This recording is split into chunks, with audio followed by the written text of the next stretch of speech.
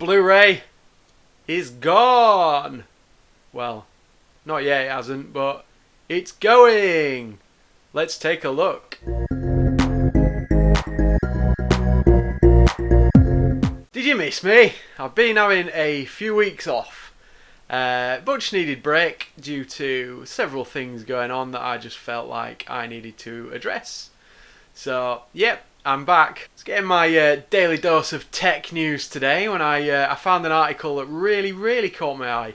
And that was that Samsung are ceasing production of Blu-ray players. Now, for those of you who don't know what Blu-ray is, I'm very amazed if you don't, but I will give a brief explanation of what a Blu-ray is.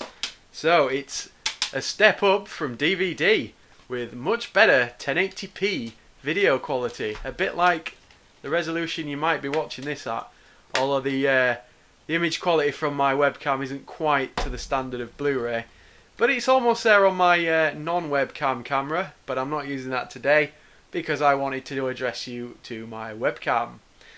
I love Blu-ray. Look, there's loads of them there. I've also got another shelf further round with another couple of hundred Blu-ray on there. I do like physical media, despite me bashing it on my HMV videos and a little bit on my computer exchange or complete entertainment exchange videos, whatever they're called now. But yeah, a very sad day in my opinion.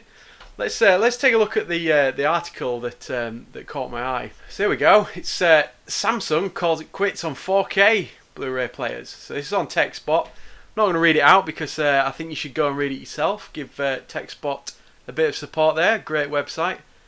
So we're now 13 years down the line from the original Blu-ray player, but something that really stands out from this article is the fact that Blu-ray sales accounted for just 5.3% of disc sales in the US, according to the most recent data. Much lower than the 57.9% share that DVDs still hold. What on earth is going on? Well, from the comments on the TechSpot article, it's quite clear that one of the bad things with Blu-ray is the fact that there's really restrictive DRM on there.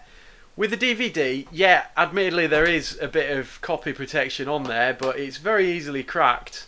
And people do like to back up their physical media, believe it or not. I think iTunes were the first ones to, well, I say iTunes, Apple were the first ones to really kind of embrace that and encourage you to rip your CDs.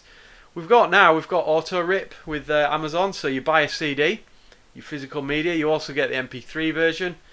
You do get, on this one in particular, so this is Back to the Future trilogy, you do get an ultraviolet code with this, but for those of you who follow me on Twitter, you will see that ultraviolet is closing down, so probably going to lose those digital copies at some point, but never mind, I still have my physical copy, which I can keep forever until there's no more Blu-ray players left because they're not making them anymore. But for the time being, I can watch my Blu-ray of Back to the Future on the Blu-ray player that I do have. Other than the DRM issues, the very restrictive DRM that the studios like to put on Blu-rays, which stop people from creating backups of their physical media. What else is contributing to the lack of sales? Well, it's pretty obvious that streaming services have taken off recently with Netflix, Amazon Prime, Now TV in the UK, and whatever you've got the equivalent in the US. Is it Hulu? I don't know. But they are really taking off to the point now where a lot of people who've got a large physical media collection are now selling those and just streaming and just watching whatever's on the streaming services. For $9.99 a month for Netflix, you can't go wrong. All their original content is really good, and it's great. And then you look at 4K Blu-rays, and new releases usually cost around $24.99, which is insane. I really don't know what else to say about that other than it is insane. Let me know what you think in the comments. Is it worth it? 4K, I have two 4K TVs. I hardly ever watch 4K content because I'm in my 30s and my eyes aren't brilliant. So I can't really see the difference between 1080p and 4K.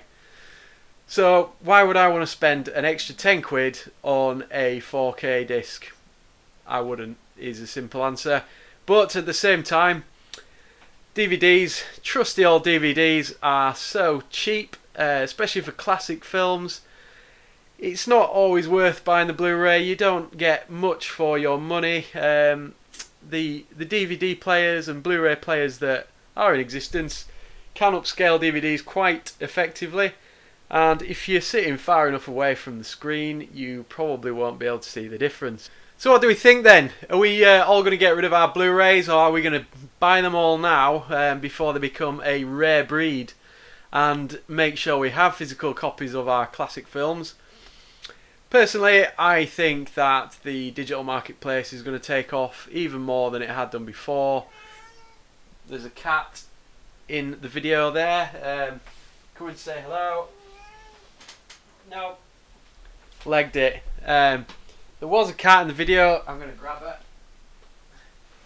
Here she is. So, you're going to say hello? Ah, look at her tummy. She loves a cuddle, don't you? You're going to smile for the camera? Ah, lovely stuff. Right, girly. I'll see you later. Oh, she's stuck. She won't let go. She really does like me. Where was I? Ah, yes, closing up. In conclusion, in conclusion, what do you think? Do you think Samsung are making a smart move there? Are they going to lose a lot of revenue because they don't really have much of a service offering? There's no digital platform for movies, music, as far as I'm aware anyway. There may well be some sort of ecosystem that I'm not aware of. I know they did try bundling a store with some of their phones and tablets, but I do seem to remember that got switched off quite rapidly. So they're gonna need to bring in revenue somehow. Not quite sure how that's gonna work. I know Samsung have got some more tablets in the pipeline, and their televisions do sell very, very well, and they are excellent televisions. But not as good as LG, because I've got an LG and LG are really good.